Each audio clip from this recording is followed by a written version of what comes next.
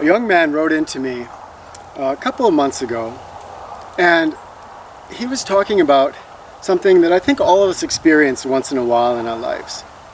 And I'm going to use the word apathy, even though that's a strong word. And I think you'll find that this video will apply to you, even if you sometimes just suffer from a little bit of a lack of motivation. He was explaining a situation where he was watching some of the videos that I put out, and he was excited about, he wanted to get in better shape, get outside, practice some of these skills, but he was feeling stuck in his basement, playing video games, and just couldn't get himself out of that situation. It can be described as just being lazy and not being able to overcome that, not being motivated. For some of us, we'd use that word apathy. To me, this is something to take seriously. Apathy is the gateway into depression sometimes. And it's robbing us of this rich, rich world that we could be experiencing. This feeling isn't friendly. We know we want to move. We know we want to explore adventure. But we just can't seem to pull ourselves up out of that pit. And what I'm going to share today is a technique that's worked for a lot of students, and hopefully you'll find some value in it too. The first thing to realize is that you can get out of this state. It's a temporary state, and by making a switch in our mind, we can get ourselves out of it. But here's the danger of it, is that it starts to make us believe that this world is boring, is gray, lusterless, and not worth experiencing. So why leave the house? Why not just stay home and watch movies that give us that quick high, instead of going out into this gray, boring world?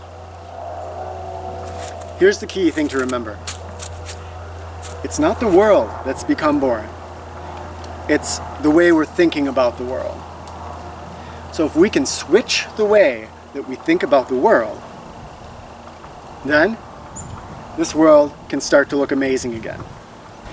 So here's how this technique works. You start to go outside, and you can do this if you're in the city, if you're in the suburbs. When I take you around here, I'm really blessed to have all kinds of cool things around me that can inspire this technique. But you do too. They may be just a little bit more difficult to find, but I'll help you out with that. So what we do is we look around at the world and we see places where there's adventure. And I like to think, in any moment in my environment, there's an easy path that I can walk along, the comfortable path. And you're probably understanding that I'm not just talking about a physical path. I can walk from my house to my car, and if I'm going to work, drive straight to work.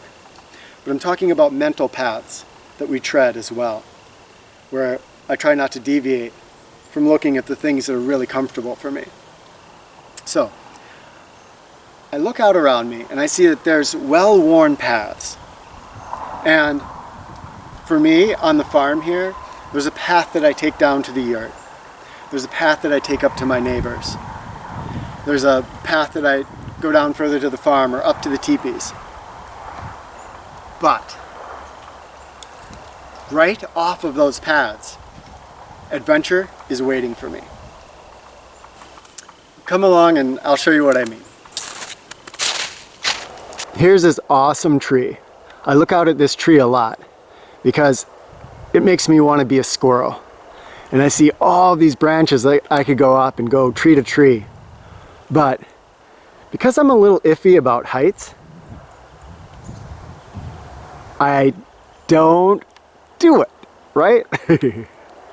So here is an adventure that's right outside my door, and is just waiting for me. So every time I look outside my window, I can see this tree and I see, wow, there is an adventure that I haven't taken on yet. Here are bird feeders right outside my door again. And at other times in my life, I've put in the time to get these birds to feed out of my hands. But right now, these ones are a little bit too shy of me. But I know that if I put in that time, I could be sitting out here with these birds and have them landing on my head, on my shoulders, in my hands, and that would be completely amazing. This trampoline is right outside my door. Backflip? No problem. Backflip onto the ground? I'm too chicken. You would think I could do the human flag, right?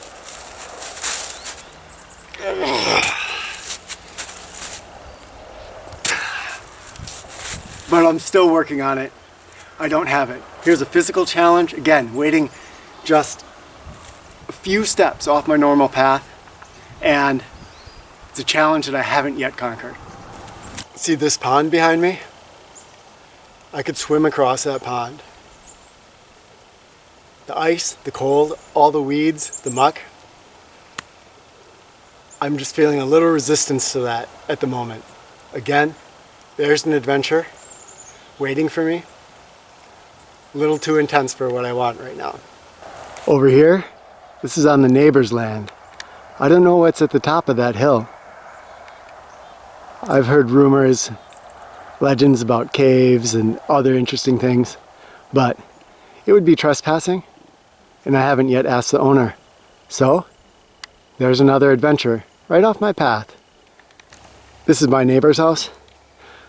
I am certainly not going to climb up to the top of her roof and walk across the top ridge. No way. The one danger of this exercise is that if you don't do it correctly, it can get you a little depressed, thinking, wow, there's all this stuff out here, and still, I'm just sitting on my couch. So here's the thing. If you notice, when I went around and I started observing the world with eyes of adventure, I chose some things that were like that last one, walking across the top of that house. No thanks. One slip, the end. Others, swimming across that pond. Yeah, I could maybe do that one, right? If I psych myself up for it. The backflip onto the ground, I pretty much know that I can do probably a standing backflip right here, but I have a mental block to it, right? The human flag, I just need to keep conditioning myself and building muscle and technique until I can get that down. So I've chosen some things that are attainable, others that are no way. And what that does is it gives me a view of the world that realizes that there is adventure everywhere. It is waiting right off the beaten path of my usual routes through life. And if I'm stuck on the couch, I do need an initial willpower burst, right? I need to get myself up, go outside. But then, if I start using this technique, put a smile on your face. If you have to force it at first, just try it. Put a smile on your face and try to pick one thing and look at it with curiosity. A tree. Could you climb that tree? You live in the city. That strange restaurant down the way that you can see from your apartment. What would happen if you went and you tried it out? There's some adventure. You don't necessarily have to do it. You just have to look around you and see that the world is full of adventure. And the more we do this and condition ourselves to see this world full of adventure, the more difficult it becomes to just stay inside and watch a movie or do the standard thing. I know this answer is not for everybody. Apathy is not an easy place to get out of. So this is not to say that it's all in our heads. When I say that, what I mean is that there's two ways we can say it's all in our heads. We can say it like belittling you, saying, it's all in your head, come on, get out of it. No, I know it can be really, really tough. But it is all in our heads in a different sense, and that is the sense that we have the power, if we can find it, to break ourselves out of that cycle of apathy or lack of motivation. I promise you, there's an amazing world waiting for all of us out there. It's just outside the beaten paths, physical and mental, that we usually walk. And you have the power inside of yourself to break that cycle, to get out, and to start doing some things you're really passionate about. Go for it. I know you can do it. This technique has a lot of power if you use it correctly.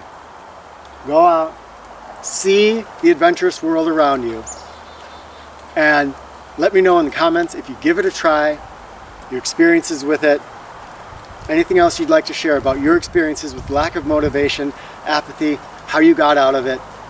Thank you for sharing as always.